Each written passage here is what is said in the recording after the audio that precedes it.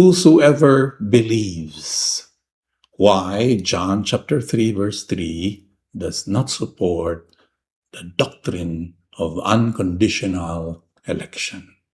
Ay maayong adlaw kanimo palangga nga kabisaya.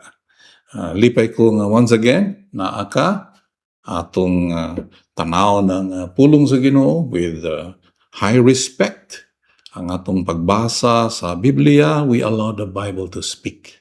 Pasagdi sa itong mga scholars diya, pasagdi sa itong mga banggiitan nga mga magtutudlo nga mga international nga nagasuwat og ginatus kadaghan nga mga libro. Pasagdi sa to. Oh, arita sa pulong sa Ginoo. Of course, we read scholars mga kaigsuonan ug usa nga imong ako personally, I base my judgment sa mga scholars. Tanaw na ko ang ilahang background o unsa na ilang mga denominasyon.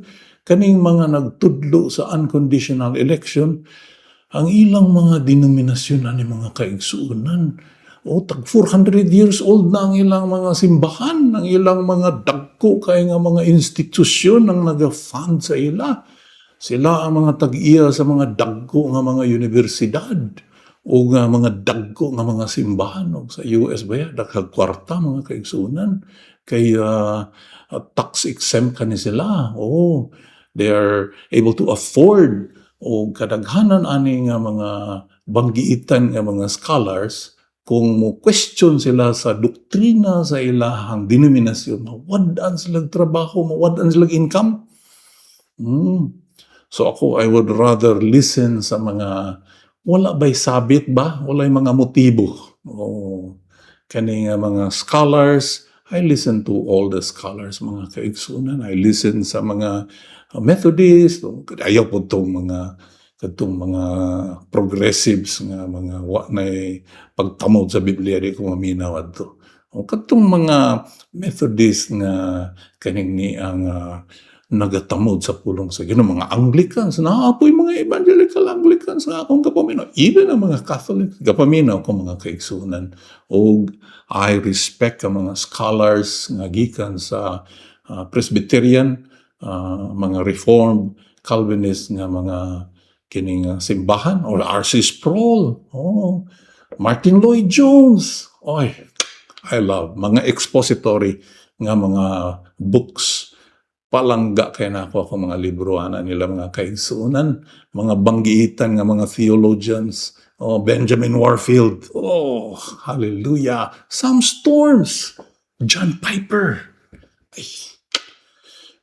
I'm forever grateful ani nga mga men of God nga faithful, but then also I have to consider nga nabilong sila sa ilang mga denominasyon nga o mosupak sila sa mga pet doctrines, ay mayaboy lang kaliro, mawad-an silang trabaho. I have to consider that mga kaigsunan. Now, I love how we need to kanabang let the Bible speak igsuon. Let the Bible speak. Now, atong susihon kining nindot kay nga verse diri sa John chapter 3 verse 3 kay mao kining gihimo nga proof text sa mga nagatudlo sa unconditional election. Nga ang pagluwas sa Dios walay kondisyon, walay faith required. Kay kung moingon ka og kanang ang mutuo maluwas ay gihatagan nimo kondisyon. Dapat walay kondisyon nga wala kay pagtuo, giluwas ka, maunang nituo ka. Mauna ang teaching sa nila, no, ako adi na mo. Sa una, ingana ko, pero hindi ako mga kaigsunan. Kay I realize, let the Bible speak. Kay kung nagapos magugko sa doktrina sa mga kining ang intellectualize ra kaayo, dili na ko makita ang beauty of scriptures, mga kaigsunan. So I pray nga kanang naatay kahangul sa pulong, kanang kagutom sa pulong igsuon. Kay mao kini ang we are partaking of Jesus Christ himself when we study the Word of God. Now let's read John chapter 3, verse 3, mga kaigsunan, no? It says here, Jesus replied, "Very truly I tell you, no one can see the kingdom of God unless they are born again." So ang pagtulunan sa mga electionists / Calvinists / Reform is na born again ka, which is walay faith required, wala kay patay man ka, gibuhi ka, unya as a result, you now see the kingdom. Now you can repent, now you can believe, now you have faith, pero naguna ang new birth. Oh. So, is that what Jesus is teaching here, igsoon? O, manay akong pangutana. Atong basahon ni kining ni ang John chapter 3 because mao man ni ang time nga si Ginoong Hesus iyang kaistorya kani si Nicodemus, no? Usa ka Pariseo, usa ka magtutudlo, a Bible scholar ang kaistorya ni Ginoong Hesus ug iyang isugo niya si Ginoong Hesus, giingnan niya ning buutan kaayo, disiplinado, devoted kay nga tawina na you must be born again. Kinahanglan ka matawo pag-usab. And then si Nicodemus nangutana, how? Unsaon? And if Calvinist pa si Ginoong Hesus ang iyong tang itubag nga wala itubag ng unsaon. Wala kay kining ni ang patay man ka, wa man kay mahimo. Di mo na mao ang tubag ni Ginoong Hesus igsuon. Now, naminaw ko ni John MacArthur, which I love. John MacArthur is, I'm grateful gyud in tawhana. But does it mean he is a brilliant, amazing man of God? Doesn't mean what siya sa'yo. Because human as we are, ako personally, I'm open to kining, I make it a point to listen. Kung naa kay perspective nga lahi sa ako, please be assured nga paminahon tagyong kaigsuon. I will listen to you, and ang akong kapangitaon is, are you speaking the scriptures? Are you expositing the scriptures? Or ang hunahuna sa tao lang ang imong gina-advance, mga ideas and intellectualizations lang ang imong gina-advance and nothing to do with the Word of God. So I want you to know I'm interested in knowing God through you. And what I'm doing now is I'm hoping to encourage you to seek and to search the Word of God. So here's John chapter 3. Ingon si Ginoong Hesus, born again ka, ay ka makakita sa kingdom of God. Hindi ka mo born again, di na nimo makita. You have to go through the new birth, born of God, na kay divine life, na ihatag sa Dios sa imuha. Kanhipatay ka, karon buhi na. Ang pangutana is, naabay choice ang tao to accept that gift of new birth or to reject it. Naabay free will ang tao. Because the Calvinists would say, wala free will. Now, I would say, Jesus is actually teaching na you can accept it or reject it. Ngano man? Ngano makaingon ko anak mga kaigsunan? Because when Nicodemus asked, how? Pangutana niya, how? Unsaon? Jesus answered, how? Now, John MacArthur said, walay answer ang Ginoo. Kiniingon lang ang Ginoo nga, ang hangin bitaw, makita nimo, mabati nimo, pero wa ka kabulog asa gikan, asa padulong, ingana ang new birth. Makita nimo ang effect, pero you cannot really tell kung giunsa na because God did it. And yes, I agree because that's what He said. But you read downwards, igsuon towards verse 14, Jesus gave the answer to the question of how. But anyway, before we read the answer to how, let's just very quickly read kanini ang verse 1 para naatay background mga kaigsunan. Now there was a Pharisee, a man named Nicodemus, who was a member of the Jewish ruling council. Takogranggo rin tawhana, moranig senador sa ila unang panahon. He came to Jesus at night and said, Rabbi, we know you're a teacher who has come from God, for no one could perform the signs you're doing if God were not with him. Gabi siya ni adto kay dili siya gusto makitaan. Okay? Mauwa, mahadlok siya, lutuson. Now, this is the verse nga gihimong proof text sa mga Calvinists o electionists. Verse 3, Jesus replied, "Very truly I tell you, no one can see the kingdom of God unless they are born again." O pa'y pangutanas Nicodemus ha? Igo paniingon si Nicodemus nga, magtutudlo. Kabalo kung gikan ka sa Dios. Kani mo mga milagro gihimo, nagpailang nga gikan ka sa Dios. Right away, si Kristo, Jesus opened up the topic. Kung tao di ma-born again, di siya kakita sa gingharian. Di siya kita sa paghari, reality of who God is. Di niya makita kung di siya born again. And then verse 4, how can someone be born when they are old? Okay, unsao man na? Kung tiguang na, unsao man na pagkatao pag-usap? Nicodemus asked, surely they cannot enter a second time to their mother's womb to be born? Sujag balik sa taguang kam sa inahan. So, kani nga pangutana, medyo may pagka-pilosopo, no? Pero Nicodemus was truly confounded o unsay buti pasabot. Then verse 5, very truly I tell you, no one can enter the kingdom of God unless they are born of water and of spirit. So here, Jesus was quoting from the writings of Ezekiel, water and spirit. The Lord was talking about the resurrection to new life. Mabasa na nimo. We have no time to read Ezekiel 35, Ezekiel 36. This is a quotation actually. The Lord Jesus never taught anything apart from scriptures and so on. He was basing everything from the Bible. Now, verse 6, look at verse 6. He further explains, flesh gives birth to flesh, but spirit gives birth to spirit. Ang tao, nagapanganak og tao, pero ang balaang espiritu maoy nagapanganak sa mga anak sa Dios. Ipanganak tag-usab. It's a spirit thing. Ang Holy Spirit na gabuhat niya na, diri sa atong spirit.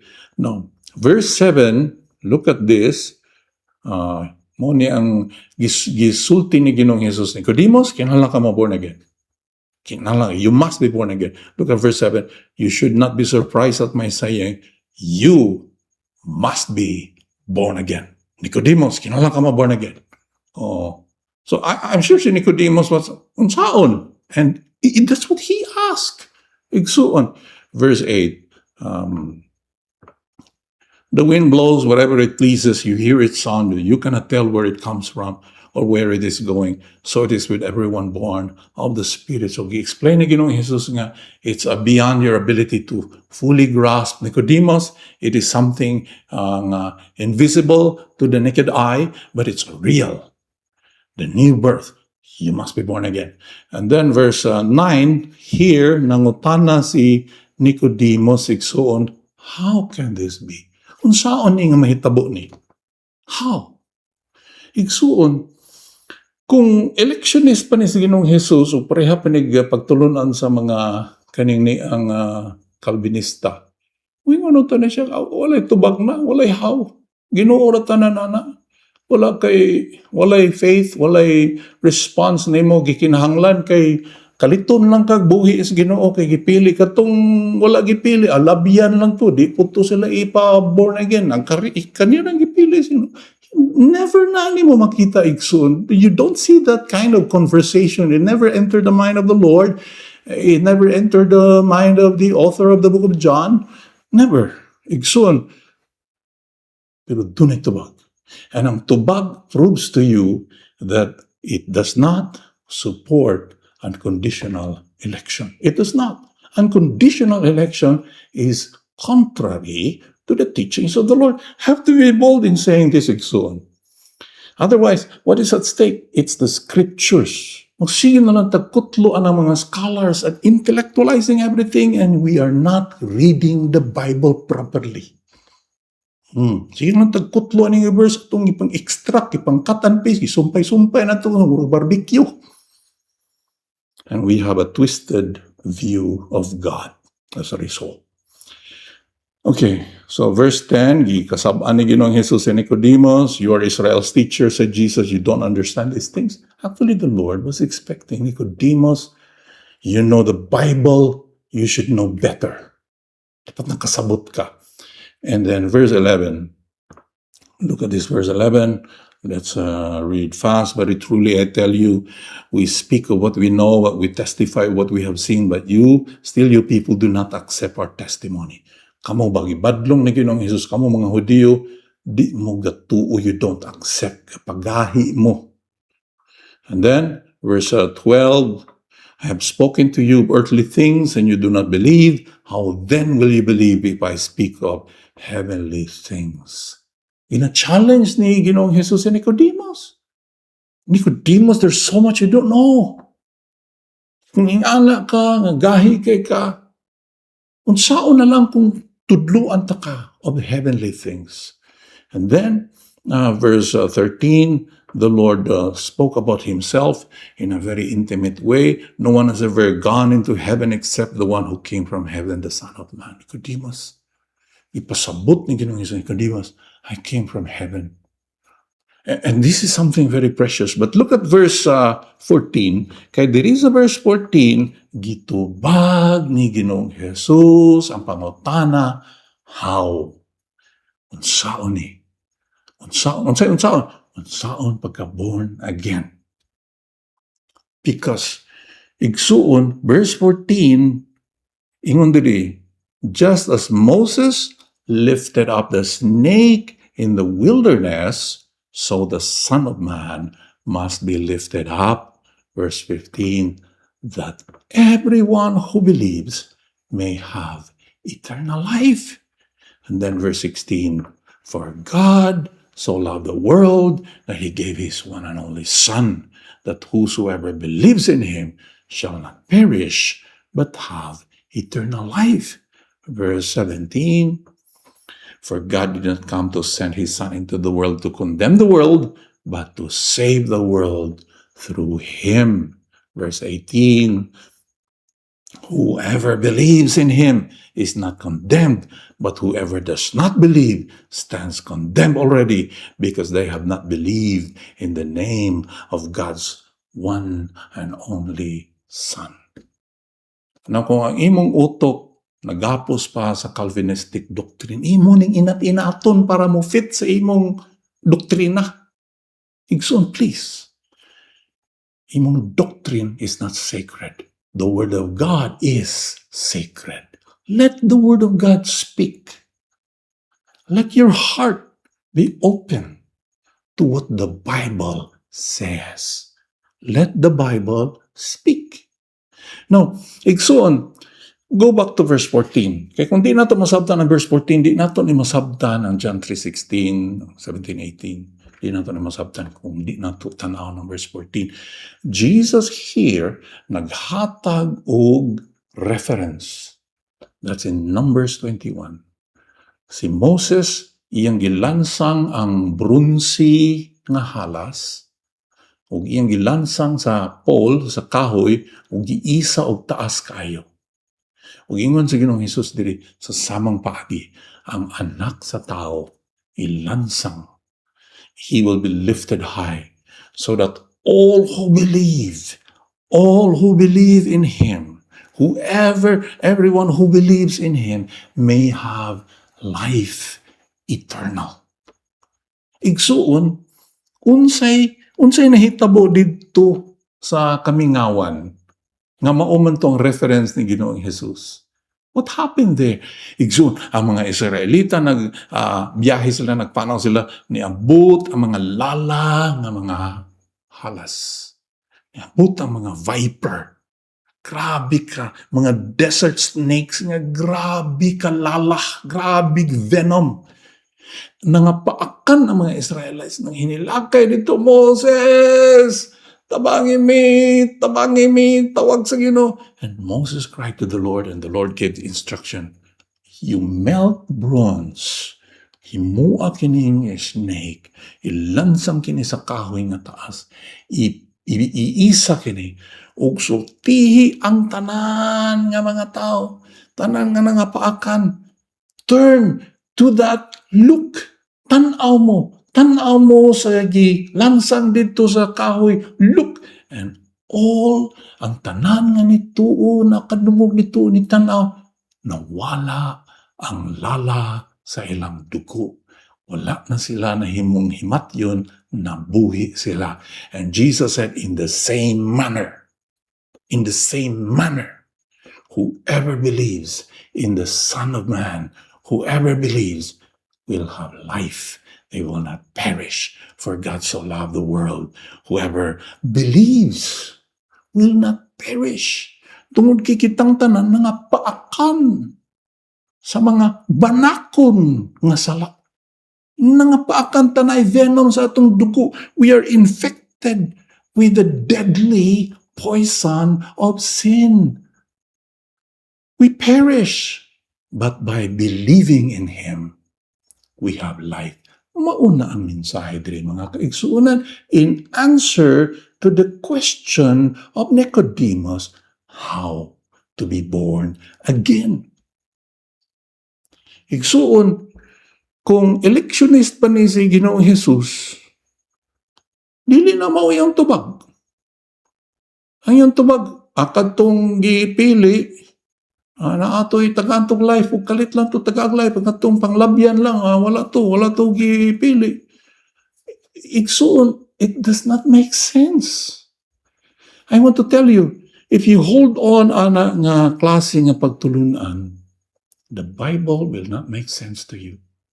You will be deprived of seeing the beauty and the glory of the Lord Jesus Christ. My brother, my sister, I want to challenge you. John chapter 3, verse 3, does not teach, does not support the doctrine that regeneration precedes faith. It does not support that. Actually, igsuon sukwahi ang teaching ni Ginoong Jesus. He's challenging Nicodemus. Believe.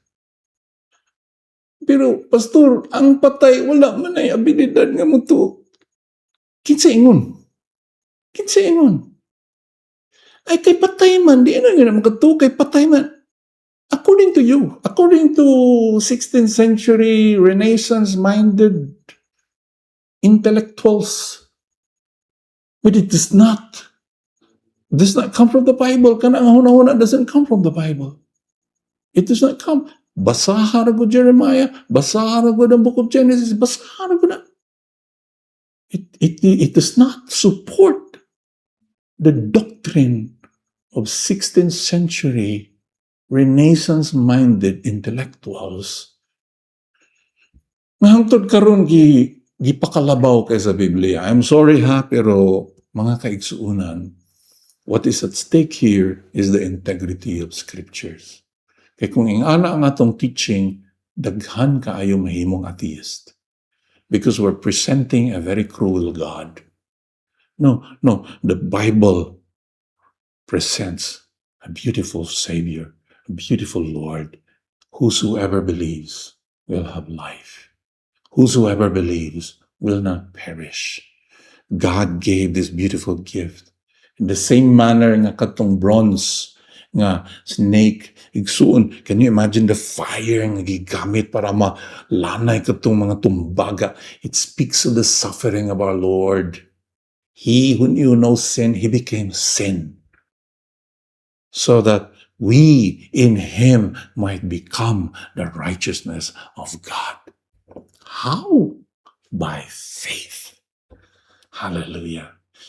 Igsoon, salamat kayo sa paggahinog panahon, and I pray nga nadasig ka sa pagbasa sa Biblia. O mag-istorya ta. And if ever kani nga video has blessed you, tagaig like diha, heart baka o comment igsoon. O share po para makita ni soban. Hey, God bless you. Napakuhimoon nga video ha, dugang bahin ani. I will talk about 1 John chapter 5 and also John chapter 1. Salamat kay igsoon. God bless you.